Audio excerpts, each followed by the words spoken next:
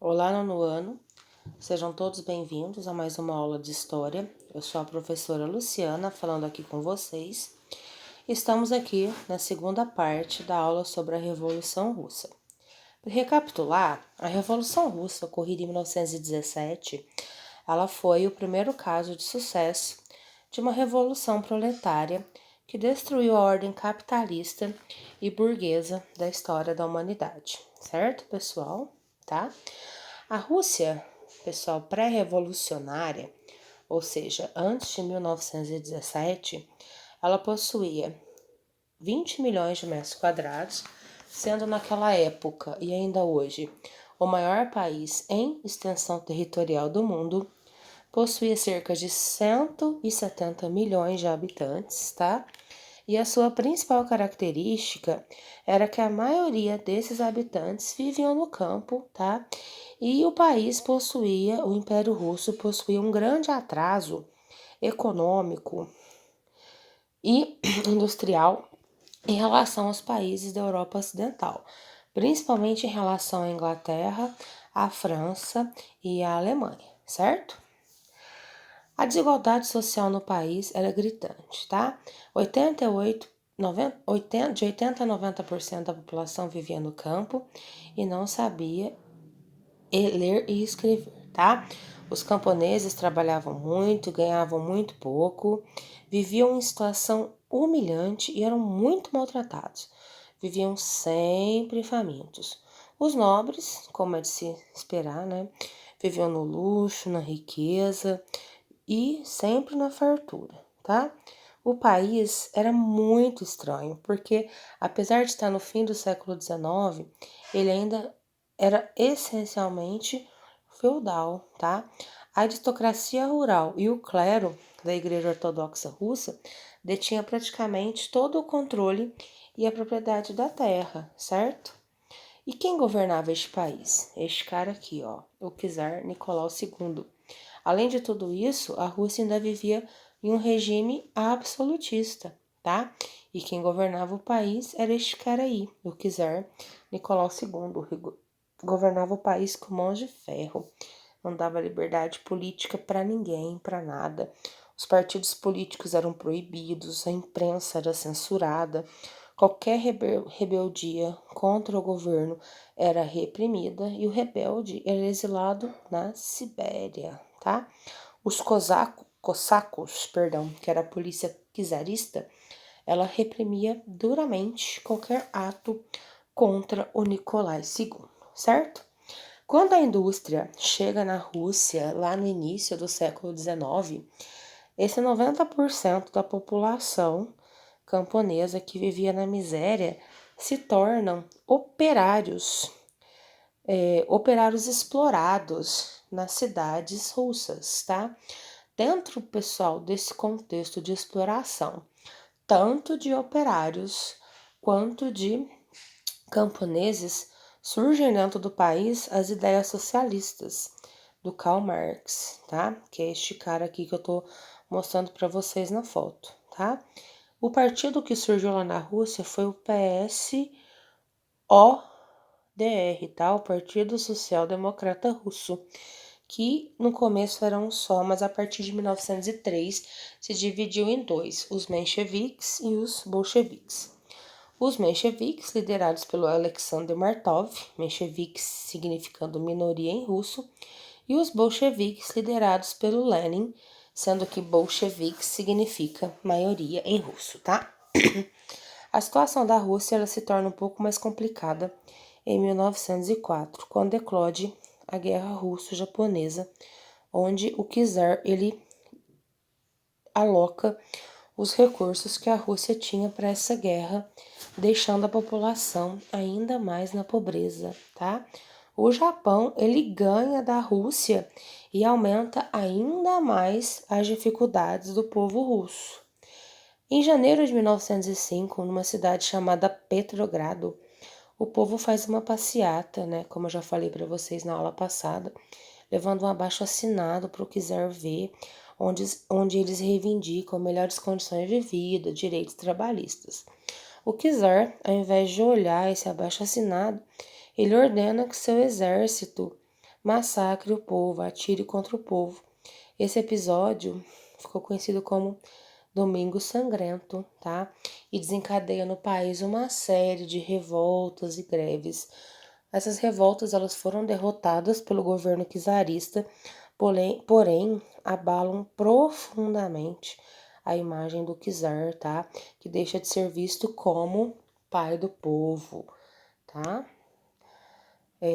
Juntamente ali com o Domingo Sangrento, surge na Rússia os sovietes, tá? Que eram conselhos de operários que foram criados ali justamente para encabeçar a luta desses operários contra o czar Nicolai II, certo? Guardem essa aí, pessoal. Os sovietes eles foram muito importantes mais para frente aí durante a revolução, ok? Esse clima aí de exploração, de pobreza, de insatisfação contra o czar, ela vai se estendendo, esse clima vai se estendendo de 1905 até 1914, com a entrada da Rússia na Primeira Guerra Mundial, ao lado aí da França e da Inglaterra, né, das ricas potências capitalistas. O que acontece? A situação da Rússia, que já não era fácil, né? Com a entrada do país na Primeira Guerra Mundial, ela fica extremamente caótica, tá? Por quê? Porque os camponeses, eles foram recrutados para ir lutar nos campos de batalha da guerra, o que gerou a morte de mais de 5 milhões de camponeses, gerando uma crise de penúria, fome, racionamento e desorganização da economia russa jamais antes vistas, tá, pessoal? Essa crise de fome gerou passeatas, vários movimentos contra o czar, que acaba renunciando, né, no mês de março de 1917, março do nosso calendário. Porém, o calendário juliano, que era o calendário em vigor na Rússia na época, era o mês de fevereiro, tá? Então, essa parte da Revolução ficou conhecida como a Revolução de Fevereiro de 1917. Quem foi responsável pela abdicação do czar? Foram os mencheviques, tá? Eles derrubaram o czar Nicolai II. O que eles fizeram? Eles convenceram os soldados, né, do czar a passar para o lado deles, tá? Então o czar, sem apoio nenhum, acabou renunciando, né, diante daquela multidão. O irmão do czar, o Mikhail, ele não quis assumir o governo, então o Alexander Martov, que era o líder dos mencheviques, acabou assumindo aí o governo que ficou conhecido como governo provisório. Porém, eles não conseguiram, os mencheviques, tirar a Rússia daquela situação de caos em que a Rússia vivia, principalmente não fizeram a reforma agrária, né, que era essencial para o país, e não tiraram a Rússia da Primeira Guerra Mundial. Nisso, pessoal, o que acontece? O líder dos bolcheviques, que estava exilado na Rússia, o Lenin, ele volta, né, e gera todo um movimento, ele entrega lá em abril, né, um documento chamado Teses de Abril, em que o principal lema do Lenin era paz, pão e terra. O que significa isso? A paz, que era a retirada da Rússia da Primeira Guerra Mundial, o pão, que era a comida para todos os russos que estavam passando fome, e a terra, que seria a reforma agrária. O que é a reforma agrária, pessoal? Dividir as terras para os camponeses sem terra, tá? Em setembro de 1917, o Trotsky, tá, que era um líder bolchevique do soviete de Petrogrado, ele organiza a Guarda Vermelha, se junta ao Lenin e toma o Palácio de Inverno, que era a sede do governo provisório, tá? Em outubro de 1917, pelo nosso calendário, ocorre finalmente aí o que é conhecida como a Revolução Russa, ou seja, os bolcheviques liderados pelo Lenin tomam o poder na Rússia. O que isso significa, tá? Significa que os meios de produção foram tirados da burguesia e foram entregues para o Estado, tá? Ou seja, a Rússia passou a ser construída dentro de um Estado de moldes socialista. Então vamos lá, ó. A Revolução Russa, ela foi feita em 3 partes, tá? A primeira é em 1905 com o Domingo Sangrento, tá? A segunda em fevereiro de 1917 com a abdicação do czar Nicolai II, ou seja, o czar sai, ele não dá conta porque ele perde o apoio até do exército dele, tá? E entra no poder os mencheviques, ou seja, aquele partido político que era a minoria. Os mencheviques mantêm a Rússia na Primeira Guerra Mundial, não faz a reforma agrária, não segura o reggae, não dá conta, tá? O Lenin, que era o líder dos bolcheviques, volta da Suíça, lança as teses de Abril e junto com o Trotsky consegue fazer a Revolução de Outubro, liderada pelos bolcheviques, e sim, tá? Implantar as teses do Marx, tá? E sim começar aí uma revolução socialista na Rússia. Mas será que ela deu certo, pessoal? Vamos ver agora rapidinho se deu certo essa revolução bolchevique na Rússia. Tá. O Lenin, né? Ele começa ali primeiro decretando, né, o Conselho dos Comissários do Povo, tá? Depois ele decreta a reforma agrária, ele estatiza os bancos e as fábricas, ou seja, ele passa para o Estado o controle dos bancos e das fábricas, tá? Só que aí o que acontece? Eclode no país uma guerra civil entre o Exército Vermelho, né, que era liderado pelos bolcheviques, pelo Trotsky e pelo Lenin, e o Exército Branco, que era liderado por uma galera que queria restaurar o czarismo na Rússia, tá?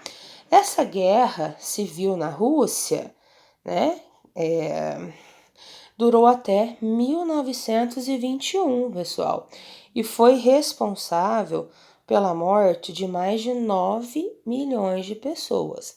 Os bolcheviques, o Exército Vermelho, acaba ganhando, né, com a implementação do comunismo de guerra, porém à custa do quê? De uma Rússia ainda mais destruída do que estava, tá? Lembra, os bolcheviques entraram lá no poder em outubro de 1917, com uma Rússia destruída. Destruída pela Domingo Sangrento, destruída pelos 5 milhões de mortes da Primeira Guerra Mundial. Só que depois ocorre essa guerra civil que mata mais 9 milhões de mortos, tá? Imagina como estava essa Rússia em 1921, né? Aí o que o Lenin faz? Ao final da guerra civil, o país estava devastado. Aí o que ele faz? Ele implanta uma política com a sigla NEP, né? A Nova Política Econômica, com um lema definido por ele, que era um passo atrás para dar 2 passos à frente. O que era a NEP? Ele incentivou, né, algumas medidas capitalistas, ou seja, ele abriu o capital russo, né, para que empresas capitalistas fossem implantadas lá na Rússia para poder reconstituir, para poder restaurar parcialmente a economia, tá? Essa foi a NEP. Só que acontece, em 1924, o Lenin, ele tinha um problema no cérebro, aí ele morre, tá? Não deu tempo da NEP se desenvolver, o Lenin morre antes e começa dentro ali do partido bolchevique uma briga, tá? Entre quem? Entre o Trotsky, tá? Que era o líder, né? Lembra que eu falei para vocês? Do Exército Vermelho. e o Stalin, o Joseph Stalin, tá? Começa uma disputa dentro do partido socialista, dentro do partido bolchevique ali, para ver quem queria assumir, né, o controle da União Soviética, porque nesta época a Rússia já era a União Soviética. Em 1922 foi fundada aí a União Soviética. O Stalin, ele consegue ganhar, né, a disputa com o Trotsky. Ele acaba expulsando o Trotsky da União Soviética. Ele abre, né? Ele abandona a NEP e ele adota os planos quinquenais, tá? Que eram planos que eram renovados a cada 5 anos, que visavam uma criação de uma indústria pesada, tá? De uma indústria de guerra pesada, uma coletivização da indústria, da agricultura, perdão, tá? Os planos quinquenais, eles tiveram êxito, tá? Porém, êxitos em partes, tá? Por quê? Porque isso gera o stalinismo, pessoal, tá? O Stalin, ele é visto assim duplamente, digamos assim. Na verdade, o Stalin, ele foi um ditador, tá? Porque ele eleva a URSS, a União das Repúblicas Socialistas Soviéticas, ao status, né, de segunda maior potência mundial, aí, né, nessa época aí, na década de 30.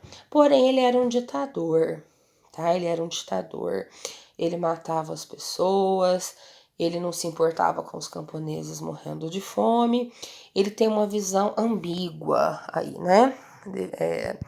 As pessoas têm uma visão ambígua aí do Stalin, tá bom? Essa fase aí que o Stalin governa a União Soviética era vista como stalinismo, certo? O stalinismo, como eu já falei para vocês, ele é terrível, tá? Porque ele submete as pessoas a uma verdadeira ditadura durante os quase 33 anos que ele governa a União Soviética. Por mais que a União Soviética vença a Segunda Guerra Mundial, né, sob aí ao poder do Stalin, ele persegue todos os inimigos do seu regime, ele mata coletivamente, ele expropria, né, os kulaks, né, os camponeses de sua terra, ele manda assassinar todo mundo que é contra ele, inclusive o Trotsky, tá? Então, o Stalin não é legal, tá? O Stalin, ele é um ditador. E o período que ele governa aí a União Soviética, depois de ganhar do Trotsky, perdão, é conhecido como stalinismo.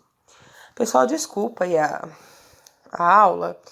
Qualquer dúvida, eu tô na quinta-feira lá com vocês para dirimir essas dúvidas. A gente vai digerindo aos pouquinhos aí a Revolução Russa e o stalinismo, ok?